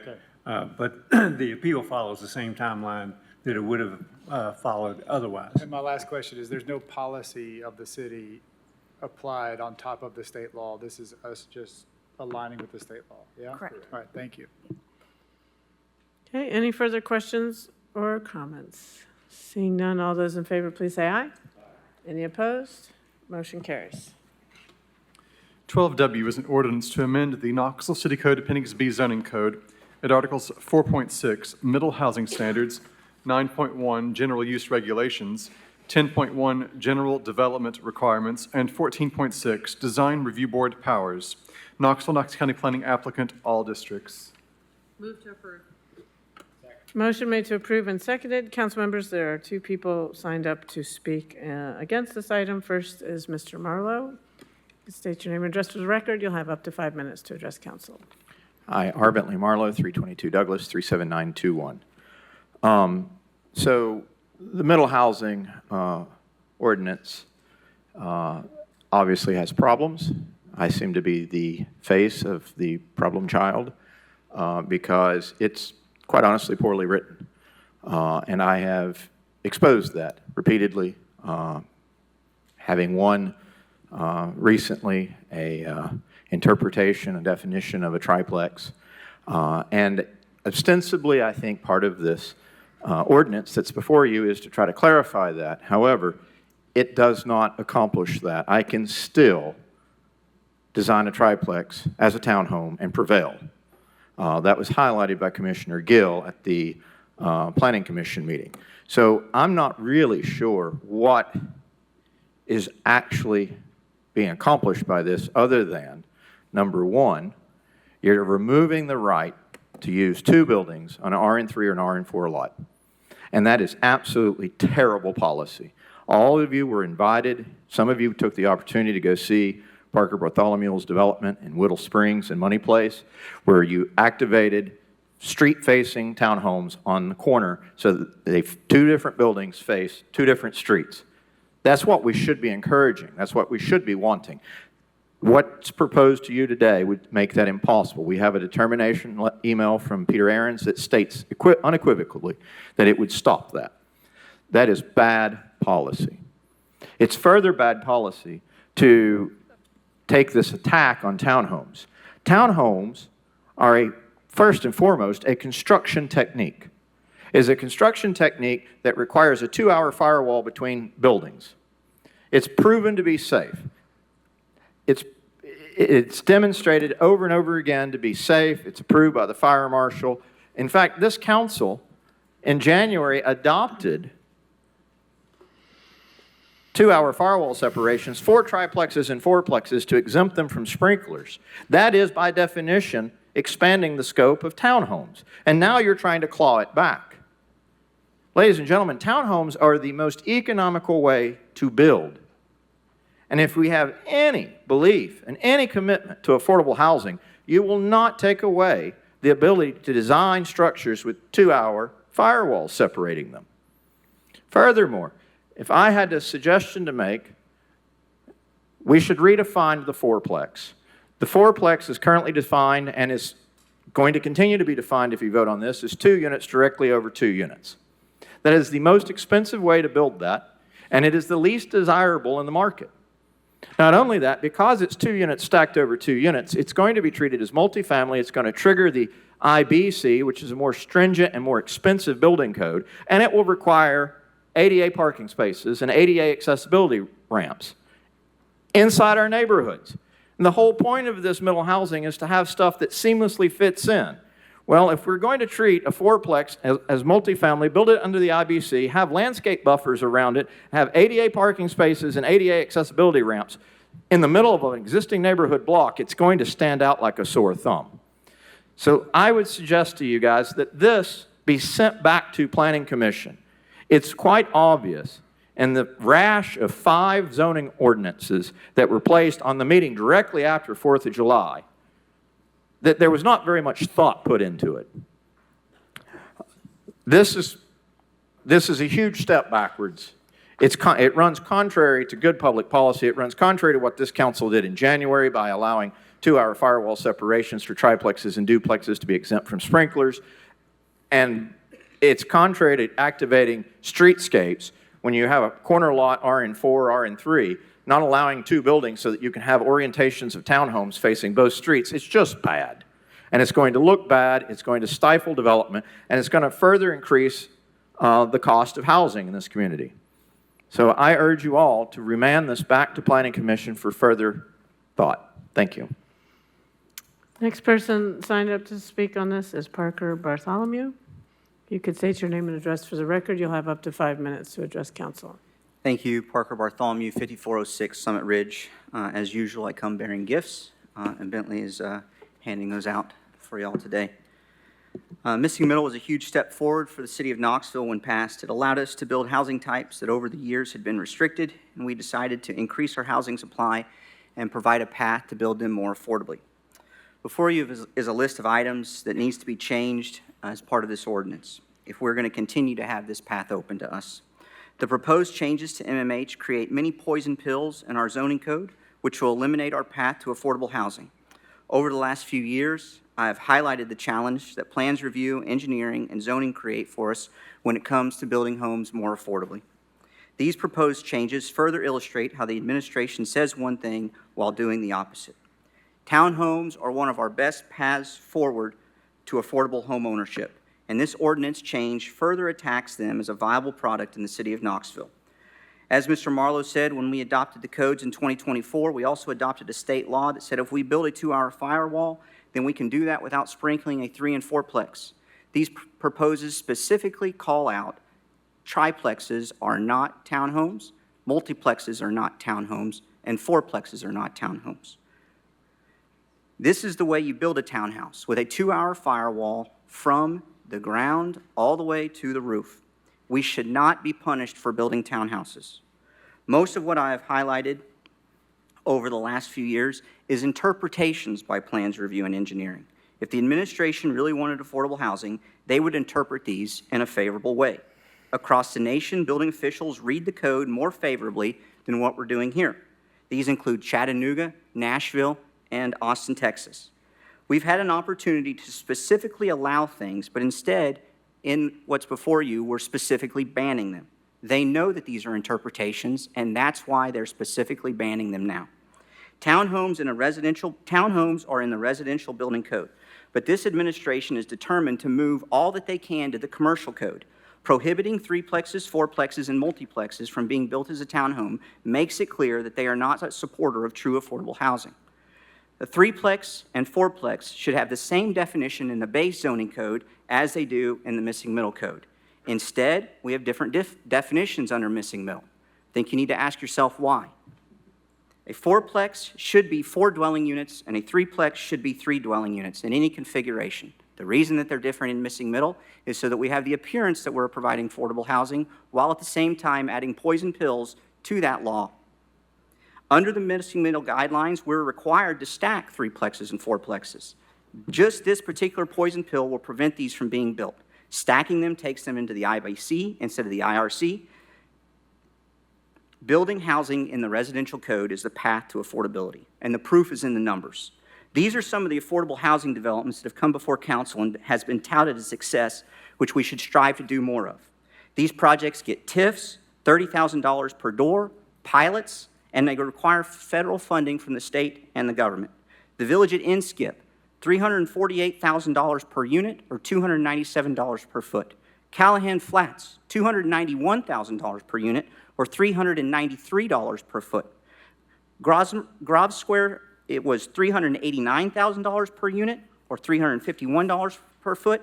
The Riverside at Holston was $352,000 per unit, and Liberty Place was $429,000 per unit. Now, in fairness, Liberty Place also had solar on its roof. It was fully furnished, but the land was free in that situation. Now let's compare to what I built on Willow Springs. That development plans review confirmed will be prohibited with these changes. My one-bedroom unit costs $175,000 there, half of what affordable housing costs. My two-bedroom unit costs $225,000. Again, half of what your affordable housing developments cost. This price is half of what the affordable housing developments, and we're providing home ownership opportunities which are not provided in your affordable housing. This is what it means in a neighborhood when we're not allowed to build missing middle. In Fourth and Gill, a 4-bedroom, 2-bath house, 2,273 square foot, just sold for $725,000. 2 streets over, you could build a 1-bedroom, 1-bath townhouse, 1,150 square feet for $389,000. In the South Knoxville waterfront, it's a 3-bedroom, 3-bath house for 1,700 square feet, has sold for $680,000, and the 1-bedroom sold for $389,000. That $300,000 is important, folks, and something that we need to provide more of. Council members, that concludes people signed up to speak to this item. Any further questions or discussion? Councilmember Parker? I am confused about our approach to missing middle, and I'm confused by these amendments that have been suggested. I keep hearing about loopholes and that it was never intended, for instance, to have multiple primary structures in missing middle. Ms. Brooks, could you speak to, some of these recommended changes, especially when it comes to multiple principal uses on one lot and why there are concerns there? Yes, certainly, I can give it a try. So just a reminder that middle housing is just, it's an option under the code. It's not a requirement. So if you want to develop under the base zone, you can. It just allows some additional intensity. And one of the goals of middle housing across the country is that you create new housing and multi-unit housing that fits into the context of the neighborhood. And so when you have houses that face the back of other houses or the side of other houses, there can be concerns with privacy and that it changes the development pattern, or it can change the development pattern of a neighborhood if the neighborhood hasn't developed out in that type of pattern. So that's one of the concerns with multiple units and the placement of the lot, because it's all about the placement. It's not the number of units. That's not something that middle housing regulates. You can have as many units as you can fit in a particular structure. It's more about how that particular structure relates to the street and the adjacent neighbors. And so was it discussed whether there could be standards put into place that address those issues without simply removing the ability to have multiple principal uses? Like the example that was offered, if it's located on a corner, you have two units that could face different streets. That would be an example. Yes, there was discussion at Planning Commission about that particular item, and one of the things they asked us to do is to look at, and specifically RN4, but we'd also be looking at RN3 on corner lots. And are there additional standards that we can put into place that would allow multiple units in that situation? And we said that we would do that, and so we intend to do that before the end of the year. The other thing that disappoints me is that before the conversation around missing middle began, and perhaps this is coming out of recode, but there were already new options available in the code to encourage density. And, one example being the pocket neighborhoods. And that's one development that I've been interested in and curious why it's not moving forward. And I hear it's about the setbacks and all this stuff. But a concept like that, and the cottage courts is, another kind of example of it. It feels like the type of development that we would want to see through the middle housing option. It seems like that creating, well, let me ask you this way. Let me finish my thought. That creating those multiple principal uses on one lot would be an outcome of missing middle. But what I heard from you is that the intended outcome is multifamily, but not necessarily multi-principal uses. Well, that was one of the reasons that we introduced the cottage courts, Mm-hmm. because it does allow multiple units Mm-hmm. on a lot. And so that has gone through the process. So you can have multiple individual units. They're just how they're oriented is changed. So they're oriented towards that court. And so that has moved forward because we did recognize that the pocket neighborhoods was something that no one was taking advantage of. And so when we originally went through the middle housing standards, it was always the intent to move forward with those cottage courts. So you could allow multiple units on one lot. So we have attempted to already go ahead and accommodate that. But as I mentioned, the Planning Commission wants us to take a closer look at those corner lots as well. Councilmember Parker, we're just going to, that 5 minutes has passed, so I'll see if any of your colleagues have questions or comments. Councilmember Ryder? Yeah, Amy, just to clarify, pocket neighborhood is prior to recode, I believe, right? We didn't, as my understanding is well before I was on council, it existed. Potentially, I mean, I associate it with I don't know if Councilman the pocket Roberto remembers, neighborhoods. but I don't, I recall having conversations about it when I was a neighborhood president, which was before I was on council. I tend to agree that it was old, but I don't think it's been a minute. It's been a minute, but also no one has ever pulled a permit under it. Okay. No. So neither here nor there. I recall zero conversation about it during recode. How about that? And I recall conversation about prior to being on council. So I think it is a predecessor. If I have an RN4 lot, I have the choice of doing middle housing if I choose, or I could follow the zone, the base zone, correct? Yes, that's correct. Okay, so like with the base zone, if I want to do townhouses, I can still do those. I could subdivide the parcel and make multiple lots, or I could keep it one lot. That would be my limiter as to how many structures I could have in the base zone. Yeah, and the square footage and yes. Yeah. Yes. Can you tell me why is there a max lot size? Maybe if you can't answer this question off the top of your head, I've been meaning to ask you this since Mr. Bartholomew asked me about it. Why is there a max lot area size in RN4 but no other zone? Do we know? I'll attempt to answer that. So Okay. my recollection of when we were developing the code was the intent was that those were, the RN4 was supposed to be smaller scale, allow additional density, but not at the scale that an RN5 or RN6. So the intent was to be kind of on the edge of neighborhoods.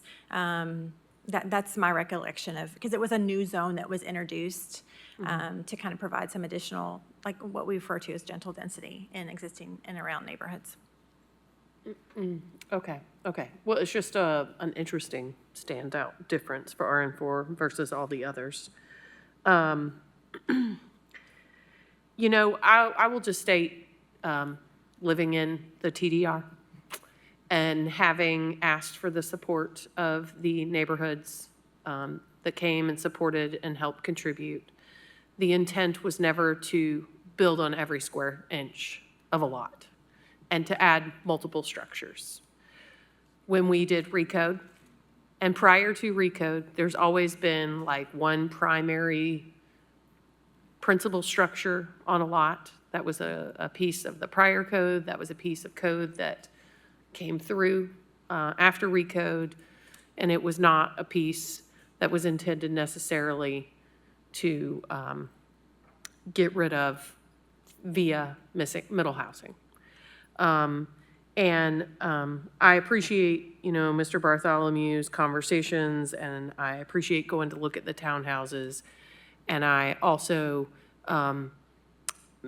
Ms. Brooks, so what exactly, I did watch the agenda review meeting, but didn't actually go back and listen to the planning commission meeting. What are the comments and what is it you guys are going to look at in RN4? Corner lots, anything else in particular? The discussion was specifically around corner lots and allowing more than one structure. So you could actually take advantage of the street frontage. Okay. All right. Any further questions or discussion? Okay, seeing none, all those in favor, please say aye. Any opposed? Motion carries. 6-2? Yeah, I think it carried. It was just the 2 of against? Okay, 6-2. Motion carries. Next item, please. 12Y is an ordinance to change the base zoning classification of property located at 4913 Rowan Road from RN1 District to RN2 District. Chris and Sherry Crumley, applicants, 5th District. Motion made to approve and seconded. Any questions or discussion? Seeing none, all those in favor, please say aye. Any opposed? Motion carries. 12Z is an ordinance to change the base zoning classification of property located at 0 Inskip Road from RN1 District to RN2 District. Slemons, Mathis, applicant, 5th District. Motion made to approve and seconded. Any questions or discussion? Seeing none, all those in favor, please say aye. Any opposed? Motion carries. 12AA is an ordinance approving the request of the City of Knoxville for an amendment to the Northwest County Sector Plan from no land use classification to general commercial for property located at 0 North Gallaher View Road, 2nd District. Mayor, I'd like to make a motion to combine items AA, AB, and AC in this section. Okay, motion made to consolidate A, B, A, C. Any questions or discussion on the motion to consolidate? Seeing none, all those in favor, please say aye. Any opposed? The motion to consolidate carries. Is there a motion on the consolidated items? I'd like to make a motion to approve, and just by way of information, you may remember over the last many meetings, we had done a request for an annexation, and this is the result of that. And basically what we're doing is incorporating this into the city in the same zoning that's surrounding it and is part of the same property. So it's very appropriate, so I'd make a motion to approve. Thank you. Is there a second? Okay, motion made and seconded. Any questions or discussion? Seeing none, all those in favor, please say aye. Any opposed? Motion carries. 12AD is an ordinance approving the request of the City of Knoxville for an amendment to the South County Sector Plan from no land use classification to mixed-use special district Alcoa Highway Small Area for property located at 2814 Dresser Road, 1st District. Vice Mayor Smith? Mayor, I'd like to make a motion to consolidate items AD, AE, and AF. Second.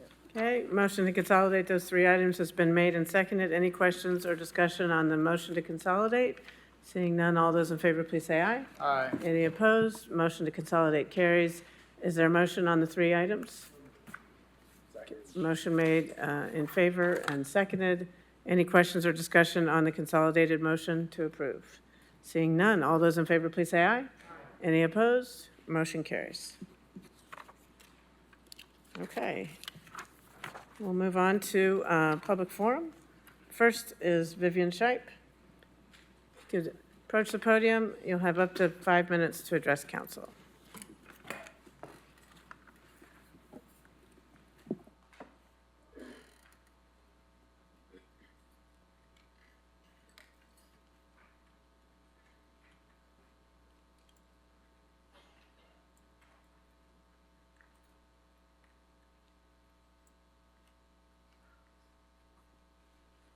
Good evening, Vivian Shipe, 3615 MLK Knoxville, 37914.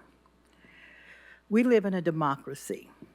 The number one thing about this country, the one thing that people die to try and get here, is our ability to speak freely, and here we speak that voice collectively through our vote. It is because of that democratic process that despite all that has been revealed over the last 2 weeks, this vote will matter. We, the citizens of Knoxville, have given you our voice to speak our desires. This council has made some historic decisions in the last 8 years, but they will all pale in comparison to what you must do about Chilhowie Park. You see, it's about the future that we will not see, but our children's children and their children will. Soon, you will decide on that beautiful public land that is nestled in an area of Knoxville left neglected for over 60 years. It will be parceled up and sold into many pieces if that vote goes through. And not just this sale, but from others who are already lining up to get a piece of the pie also.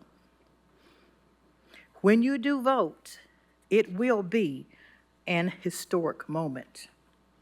When you vote, your decision is going to affect generations to come. West Knoxville has Lake Shore. South Knoxville has the urban wilderness. And North Knoxville has Victor Ashe Park. Please do not take away Chilhowie Park from East Knoxville. This is an opportunity to acknowledge the hurt that East Knoxville's community over the decades, as we have watched other parts of the city grow while we sit in demise. The work that is needed is outside of those locked iron gates of Chilhowie Park. This is an opportune time to acknowledge that it is truly East Knoxville's time. By the power that we have invested in you, we look to you to see the bigger picture. Now that you have finally been made aware of these plans, we look to you to be our beacons of trust and integrity, working to see that all of us are equally served. Saying no to this land sale is the right thing to do. We ask you to go back to the table and offer other sites. They are available.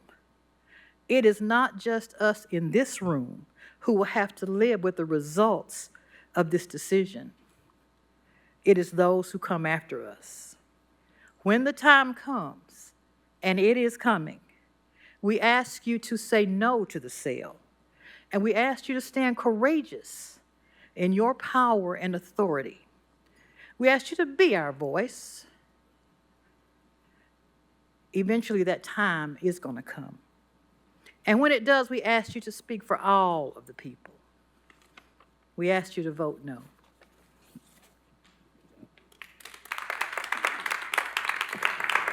Next person signed up for public forum is Candace Bowers. Candace Bowers, are you present? Candace Bowers. Okay, there's Candace Jones later in the list. This is Candace Bowers. So moving on, Richard Owalyo, sorry. Aloyo, sorry. If you could please come to the podium and state your name and address for the records. I'm sorry for mispronouncing it. You'll have up to 5 minutes. Alrighty. My name is Richard Kende Olowoyo. My address is 2643 East Fifth Avenue, 37914. This is a first. I watched the city council meetings for various issues for quite some time, However, as a local resident of East Knoxville, I cannot sit in silence while my community is in danger. Chilhowee Park is a historical park, which was originally a farm that was in the 19th century, a way for Southern Appalachian culture to thrive for events and festivals and concerts, especially the Tennessee Valley Fair. I can't imagine and can't stand a day where there's no longer the Tennessee Valley Fair anymore, which is the cultural capital of our city. I've seen so many empty buildings on Magnolia with potential. It could be used for like homeless shelters for people with support dogs whenever they get escaped from being mentally, emotionally abused, or it could be used for the Emerald Youth Foundation, even the Ground Zero KPD area too. Why not use those? I'll say the controversial and quiet parts out loud. 1, the greenland of the park equals money. While Emerald Youth prospers, while historical black schools like Green Academy, Vine Middle, Selmore Green, Austin East Magnet will lose public funding in favor of privatization, suffering the same fate as Lonsdale School. That same urban renewal playbook of 1959 through 1974, but rebranded as something different every year. 2, I didn't realize this sooner, and I'm really hoping I'm wrong about the intentions, with the exception of one person who on the city council that cares. Urges Emerald Youth to sell the Jacobs built, to sell the Greenlands, wiping out the schools like Austin East to possibly what happened to Anthony Thompson Jr., so no one can be held accountable for what happened. If that's the case, God forbid, shame on you for taking advantage of good black Christians, faculty, staff, and students alike, being used as Pokemon to do the battles that you don't have the courage to do for yourselves, letting blacks and blacks metaphorically kill each other along with the communities as well. I believe in the Bible passages, Isaiah 5:8, Isaiah 10, 1 through 2, Micah 1 to chapter 2, 1 through 2, Luke 12:15 is some passages about taking advantage of the poor and gentrification of the neighborhoods as well. Oh, and the term pocket friend is coined by a white Africana studies teacher named Carrie Sheffield about using them as pawns to do the bidding. I'm saying with honesty and transparency, stop using our people as Pokemon and fight your own battles, please. This is our life and our neighborhood is not for sale, and our lives is not a game. And thank you for your time. Next person signed up to speak is Kent Minot. You could start by saying your name and address for the record. You'll have up to 5 minutes. Council members, good evening. I'm Kent Minot. I live at 311 West Glenwood Avenue. And I'm not just speaking for myself tonight. This statement has been fussed over by the local Sierra Club Executive Committee. So as you may know, the Sierra Club's the oldest and the largest grassroots environmental group in the country. And so here's what we think. The Sierra Club respectfully opposes the sale of part of Chilhowee Park to Emerald Youth Foundation for constructing a youth sports complex. The city should not sell public parkland for private purposes. The limited public benefit asserted for this proposal, with no assurance the greater public would get that benefit, fails the test of serving the community. In the case of Chilhowee Park, the community would irrevocably lose a valuable park property without a corresponding discernible benefit. East Knoxville already lacks adequate park facilities for the community. Advocates say the athletic facility would benefit the community. But in public meetings, community members ask for tree canopy and green spaces, not buildings and a soccer field. A youth sports complex would benefit only a select portion of the community, namely young athletes. The East Knoxville community at large has a greater need for passive park facilities such as picnic areas, walking trails, shade trees, and green open space than it does for more youth sports facilities. Despite the city's professed goal of increasing the urban tree canopy and reducing heat islands, submitted plans for the soccer field show the destruction of existing trees, roughly 95 of them. Unsurprisingly, since soccer fields don't usually have trees, this neighborhood is already listed as having one of the lowest tree canopies in the city. Also, the soccer field will be covered with astroturf, an unhealthy, unsafe, and impervious material that's environmentally harmful. Having youth playing soccer on an astroturf next to a busy 4-lane thoroughfare is not really conducive to their health. The park itself is an historic jewel, though, going back to its beginnings in the 1890s. To destroy what is already in place, with its potential to be a beautiful and welcoming community asset, is wasteful and is contrary to the environmental development of the neighborhood. Many local residents are rightfully angry that the city has kept the park padlocked and unavailable to them most of the time for years. It's time to let the people have their local park and to transform it into a vibrant nature-based facility. Let's enact the expressed will of the people and make it a real park with the proper amenities as was done in Lakeshore Park. This means restoring and improving lost tree canopy, removing the excess pavement, and creating the green spaces the public has asked for. This latter measure is even more important when the mayor tells us East Knoxville's time has come. We're glad to hear that. But if that's true, the best way to proceed is by having East Knoxville's residents lead the process, not City Hall. The hasty and non-transparent measures the city has adopted strongly imply that they wanted to quickly bypass the public to do the will of the private entity that initiated the process. The city has created a very favorable deal for Emerald Youth Foundation, but a private religious organization that can reliably raise $20 million on its own could obviously proceed without the city's help. There are multiple other suitable places in East Knoxville, such as currently blighted properties, that could be developed for fulfilling Emerald Youth's vision. However, the surrounding community does need the city's help in supporting and restoring and improving the historic park that has meant so much to it in the past. We ask that you honor the people of East Knoxville by voting down this deal and moving ahead with a real community-supported plan for publicly restoring Chilhowie Park.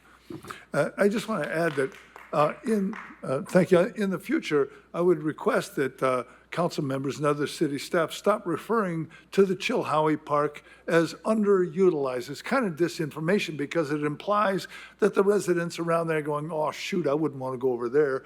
We had a great party in Chilhowie Park this past Sunday, which was well attended, and everybody had a wonderful time, implying that all you need to do is take that padlock off. It'll be plenty utilized. And thank you for your kind attention. Okay, next person signed up to speak is Jeff Tallman. Jeff Tallman, are you still here? There you are. If you could start by stating your name and address for the record, and you'll have up to 5 minutes to address council. Thank you, Mayor, members of council, staff. Appreciate your hard work. 616 Luttrell Street, for those who are paying attention, rebar goes in tomorrow, and contractors pour in the pad, at which point framing goes up. We hope to be under roof by end of the month. As I mentioned, my name is Jeff Tallman. Actually, my parents named me Jeff No Tax Tallman, and it was, for the longest time in my life, it was quite a burden to bear. You know, people wrestle with the fact that their parents came up with odd names, and the emotional scarring was really quite real. But of late, I've come to accept it. And as a matter of fact, so much of the history of our country is about the tension and the relationship between citizens and the government, how we earn our money, how we keep it, how we invest it, et cetera. So I am clearly on the ballot this fall, and I've got a no tax posture. Mayor, we had the pleasure of hearing you come with staff to the North Knoxville Business and Professional Association several weeks ago, and at that point, I engaged you about a couple of incredible assets that are on First Creek. First Creek, which is the defining geographic feature in the 4th District. We have effectively the Kroger Shopping Center, where the Fellini Kroger is, and we have Northgate Shopping Center, which are both, should we say, in a trajectory of downward mobility. And as my predecessor here speaking talked about sending the signals as to what's going on in the community, this is almost a broken windows law enforcement issue parallel. We've got 1 in 5 stores is unoccupied at the Broadway Shopping Center. We lost the terrific hardware store because of theft and chaos.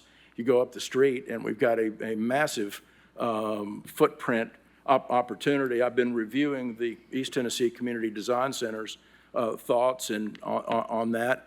And anyway, I just want to see as much urgency and what I describe as responsible impatience for unlocking the value of these assets. This is where your tax revenue comes from when these assets perform at the highest possible level. And so they're sort of sitting there and they're headed downward.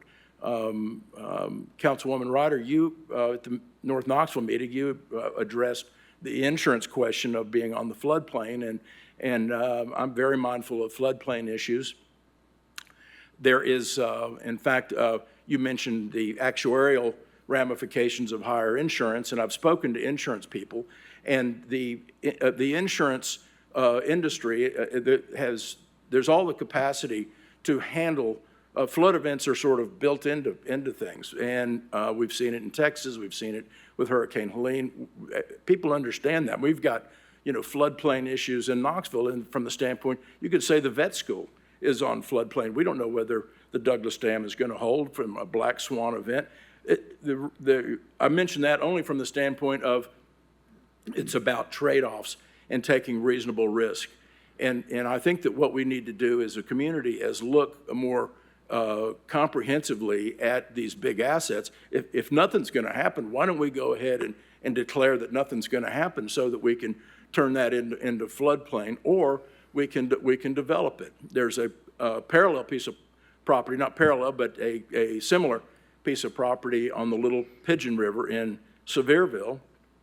If you're going up there to Gatlinburg to renew your vows or whatever, I mean, the Publix shopping center or the Publix anchored shopping center, that strip is right on floodplain. I've got an insurance agent to show me the floodplain issues, and Sevierville is under the same state and federal floodplain guidance that all of us are. And so my concern is that we are, for whatever reason, making our lives harder than they need to be in Knoxville, and we're depriving ourselves of economic activity, community activity, revitalization efforts that I think we all want. At least I hear that we want them.